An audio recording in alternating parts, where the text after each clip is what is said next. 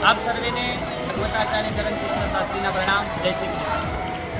અત્યારે અમે નૈમિષારણ્ય નામના તીર્થ ક્ષેત્રમાં આવ્યા છીએ, જ્યાં 81,000 ઋષિઓએ તપ કર્યું, જ્યાં વ્યાસજીની ગાદી છે, જ્યાં લલિતાંબિકા માતાજીનું મંદિર છે. આપ સર્વે પણ દર્શન કરી શકો છો.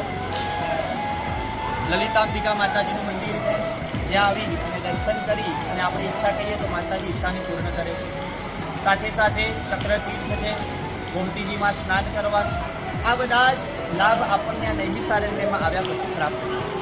તો આ દિવ્ય તીર્થ ક્ષેત્રમાં 7 નવેમ્બર 7/11થી 15/11 સુધી દિવ્ય ભાગવત કથાનું અહીંયા આયોજન થયું છે.